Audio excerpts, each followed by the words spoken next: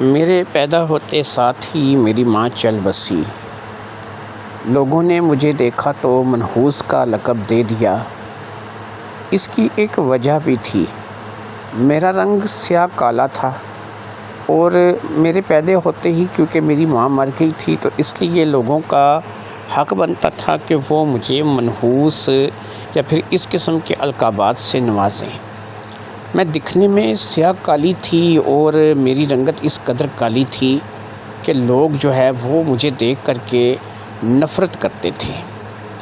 اس وقت تو میں بالکل چھوٹی تھی جب میں پیدا ہوئی اور میری ماں چل بسی، لیکن آہستہ آہستہ جب میں بڑی ہونی شروع ہوئی تو مجھے پتہ چلا کہ میں واقعی میں لوگوں کی نفرت کا شکار ہوں، کوئی بھی مجھے پسند نہیں کرتا تھا۔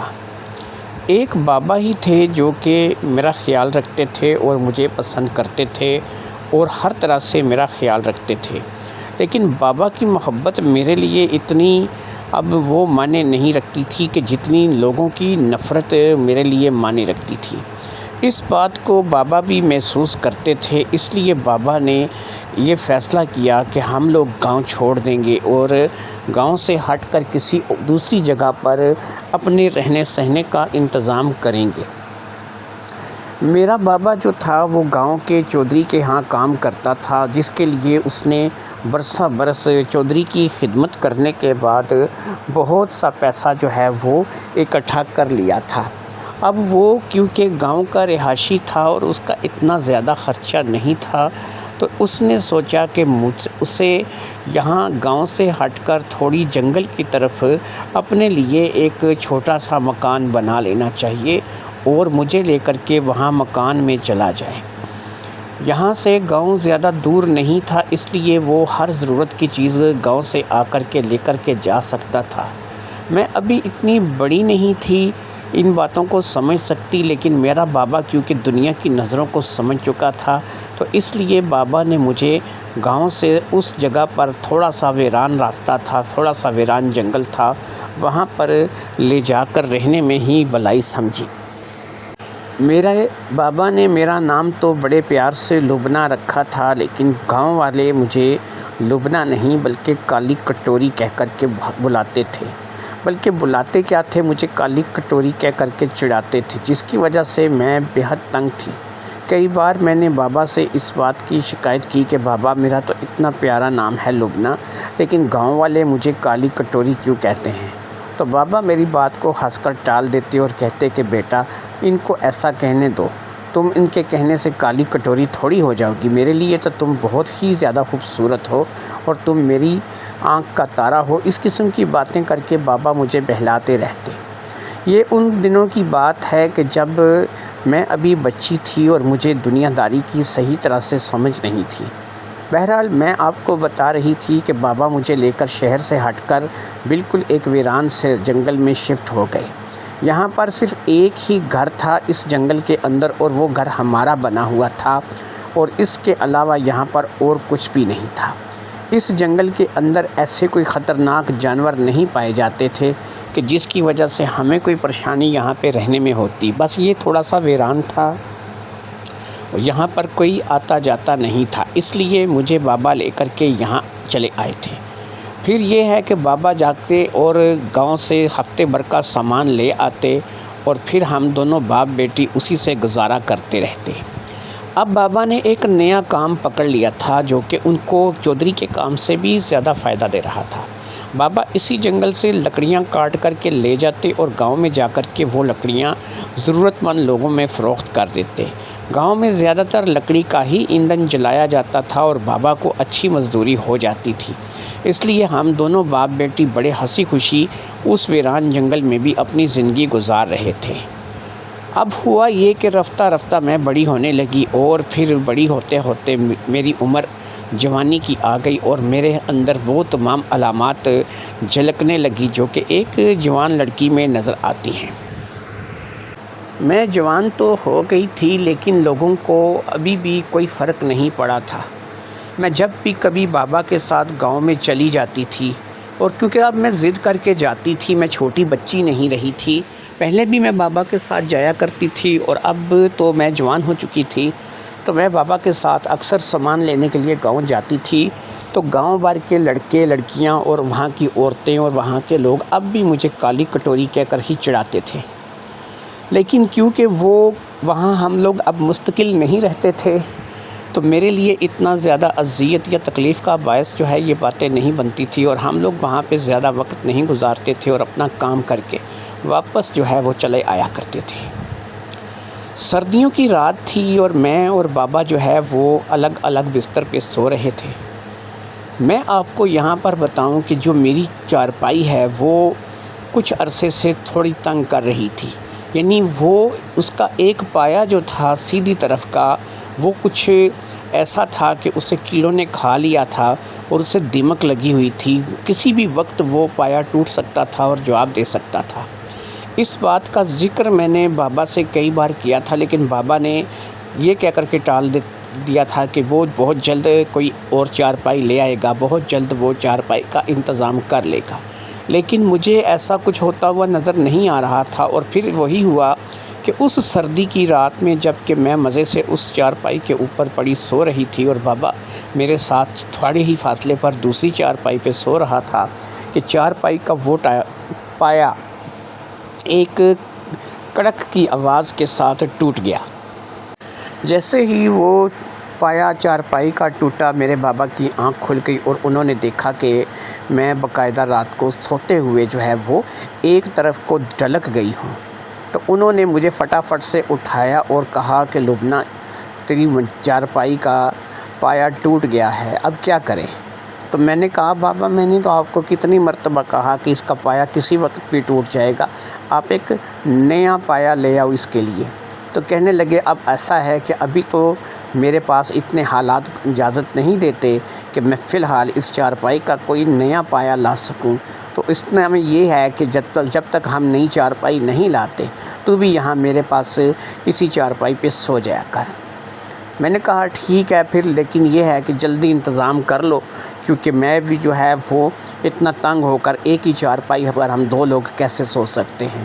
تو بہرحال اس وقت میں نیند میں بھی تھی اور میرا من نہیں چاہ رہا تھا کہ میں جو ہے وہ مزید کچھ بات کروں، لہٰذا میں بھی بابا کے ساتھ جا کر اسی کی چارپائی پر لیٹ گئی۔ سردیاں تھیں، ہم لوگوں نے ایک اچھا موٹا کمبل اوڑھ رکھا تھا۔ میں نے اپنے والا کمبل اپنی ہی چارپائی پہ چھوڑ دیا تھا اور بابا والے کمبل میں اچھی طرح سے لپٹ کر سو گئی تھی، کیونکہ سردی تھی تو مجھے ٹھنڈ لگ رہی تھی اور مجھے نیند بھی بے حد آئی ہوئی تھی۔ پھر اسی طریقے سے یہی ہوا کہ ہم لوگ روزانہ ایک ہی چارپائی پر سونے لگے، لیکن پھر یہ معاملات جو ہے وہ چند دن چلے، ابھی بابا چارپائی بھی جو ہے وہ نہیں لا رہے تھے۔ یہ 3 دن بعد کی بات ہے، ایک دن میں رات کو سوئی ہوئی تھی کہ مجھے ایسا محسوس ہوا کہ جیسے بابا جو ہیں وہ میرے ساتھ کچھ زیادہ ہی چپکے ہوئے ہیں۔ میں نے سوتے سوتے اس بات کو محسوس کیا۔ ایک چیز میں یہاں پر آپ کو بتاؤں، سونے کے معاملے میں بہت بری تھی۔ ایک دفعہ سو گئی تو پھر بڑی مشکل سے ہی میری آنکھ کھلتی تھی، لیکن میں اس روز رات کو یہ محسوس کر گئی تھی کہ جیسے بابا جو ہیں وہ میرے ساتھ بہت ہی چپک کر سوئے ہوئے ہیں۔ پھر میرے ذہن میں یہ خیال آیا کہ ایک ہی چارپائی ہے اور وہ بھی اتنی چھوٹی سی، ہم دونوں اب اچھے خاصے ہیں، بابا اگرچہ بوڑھے ہو چکے ہیں لیکن وہ صحت مند ہیں، توانا ہیں، اور میں بھی ایک جوان لڑکی ہوں، تو ایک ہی بستر پر 2 لوگ اگر سوئیں گے اور وہ بھی سردی میں تو وہ چپک کر نہیں سوئیں گے تو پھر اور کیسے سوئیں گے۔ لہٰذا میں پتہ نہیں اپنے دماغ میں کیا کیا سوچنے لگی تھی۔ بہرحال میں نے اپنے آپ کو سنبھالا اور کہا کہ نہیں، ایسا کچھ بھی نہیں ہے لبنہ، تو غلط سوچ رہی ہے۔ لیکن اس سے اگلے ہی رات کو میری یہ سوچ مزید غلط ثابت ہو گئی کہ جب میں نے دیکھا کہ میں رات کو سوئی ہوں اور واقعی سوتے کے ساتھ ہی میں گہری نیند میں چلی گئی اور میرے اپنی عادت کے مطابق سے اپنی خوابوں میں گم ہو گئی۔ میں تو اپنے خوابوں میں گم ہو گئی، لیکن پھر مجھے ایک احساس ہوا، اور وہ احساس یہ ہوا کہ میں تو جہاں پہ سوئی تھی اپنے بابا کے ساتھ، میں اب اس حالت میں نہیں ہوں، میں تو تھوڑی انٹرنیشنل حالت میں آ چکی تھی، یعنی زیادہ نہیں لیکن میں تھوڑی انٹرنیشنل حالت میں آ چکی تھی۔ میں اوندے منہ سوئی ہوئی تھی، لیکن میں تقریباً آدھی انٹرنیشنل حالت میں تھی اور آدھی اپنی اوریجنل حالت میں تھی۔ اس بات کو میں نے سوتے سوتے ہی محسوس کیا تھا، لیکن بہرحال میں نے اس کو محسوس ضرور کیا تھا۔ اگلی صبح سب کچھ نارمل تھا، کچھ بھی نہیں بدلا تھا، نہ ہی کچھ ہوا تھا۔ لہٰذا بابا اپنے کام پہ نکل گئے اور میں گھر کی صفائی وغیرہ میں لگ گئی۔ پھر صبح سے شام ہوئی، شام سے رات ہوئی، بابا آئے، کھانا تیار کیا، کھانا کھایا، پھر ہم دونوں باپ بیٹی ایک ہی چارپائی پر جا کر کے لیٹ گئے۔ اب کی بار میں نے آدھی رات کو پھر وہی چیز محسوس کی کہ میں دوبارہ سے اپنی انٹرنیشنل حالت میں ہوں اور بابا جو ہے وہ میرے ساتھ چھیڑ مستی کر رہے ہیں۔ اس بات کو میں محسوس تو کر رہی تھی، لیکن مجھ میں، کیونکہ میں نے آپ کو بتایا کہ میں سونے کے معاملے میں بہت زیادہ جو ہے وہ ایسی تھی کہ میں ایک دفعہ سو گئی تو پھر مجھے اٹھانا مشکل ہو جاتا تھا، دوڑ بھی بجاؤ تو میں نہیں اٹھتی تھی۔ تو اس رات کو بھی یہی کچھ ہوا جو کہ میں نے صرف محسوس کیا اور اگلی صبح ہو گئی۔ یہ سسٹم کافی دنوں تک چلتا رہا۔ میں ایک چیز کو مزید محسوس کر رہی تھی کہ بابا کا حوصلہ اب آہستہ آہستہ بڑھتا چلا جا رہا ہے، اور میں تھی کہ میں نیند کے معاملے میں اتنی ڈھیٹ تھی کہ میرا من ہی نہیں چاہتا تھا کہ میں اٹھوں، دیکھوں کہ کیا ہو رہا ہے۔ لہٰذا میں بھی اسی طریقہ سے پڑی رہی اور اپنی نیند کو لے کر کے میں اپنے خوابوں میں، اپنے خیالوں میں کھوئی رہی۔ ادھر بابا کا حوصلہ بڑھتا چلا گیا، اور اب میں آپ کو بتاؤں کہ مجھے بابا نے مکمل انٹرنیشنل حالت میں کرنا شروع کر دیا تھا۔ بابا مجھے انٹرنیشنل حالت میں کرتا اور خود بھی انٹرنیشنل حالت میں ہو کر مجھ سے لپٹ کر کے سو جاتا۔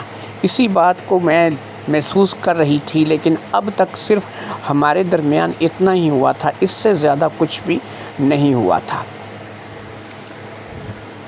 ایک بات کا بابا کو بھی علم تھا کہ میں سونے کے معاملے میں بہت بری ہوں، اور جب میں سو جاتی ہوں تو مجھے اٹھانا بہت مشکل ہوتا ہے۔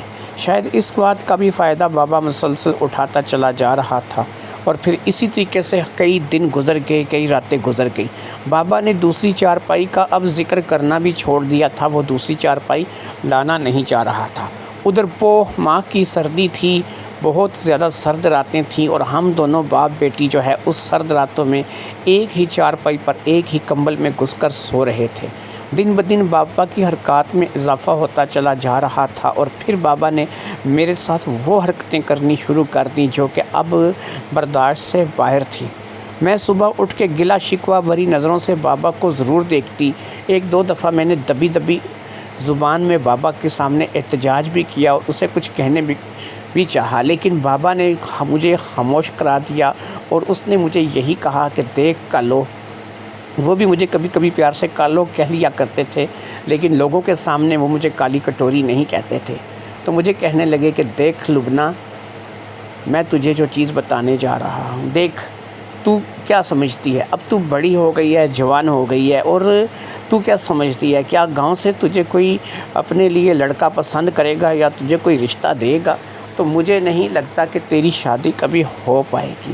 اب ہم دونوں باپ بیٹی گاؤں سے ہٹ کر یہاں اس جنگل میں آباد ہیں، تو اب ہم دونوں کو ہی ایک دوسرے کا سہارا بننا ہے، اور ایک دوسرے کے ساتھ ہم دونوں کو ہی اپنا جو وقت ہے وہ گزارنا ہے۔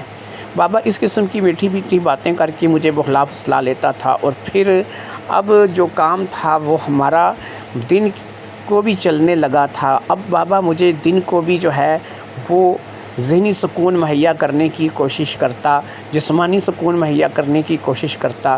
میں بھی آہستہ آہستہ بابا کی باتوں میں آتی چلی گئی، اور میں بھی ذہنی اور جسمانی سکون کی خاطر بابا کے پاس چلی جاتی۔ مجھے اس بات کا احساس تھا، کیونکہ اب میری عمر اتنی ہو چکی تھی کہ واقعی میں کالی کٹوری ہوں، اور مجھے سارے گاؤں والوں نے جو ہے کالی کٹوری اور منحوس مشہور کر رکھا ہے۔ تو ایسے میں میرے ساتھ شادی کون کرے گا؟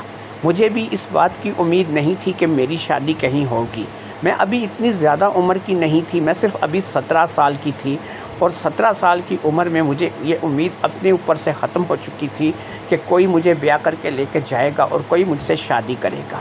اس لیے میں نے چپ چاپ بابا کی بات ماننے ہی نہیں اپنی بھلائی سمجھی، اور اب میں اور بابا جب بھی رات کو بستر پر جاتے تو ہم دونوں خوب ایک دوسرے سے مستی مذاق کرتے، اور اسی طرح ہمارے مستی مذاق میں ہماری رات گزر جاتی۔ صبح بابا کام پر چلا جاتا اور میں اپنے کام میں لگ جاتی، اور اسی طریقے سے ہماری زندگی گزرنے لگی۔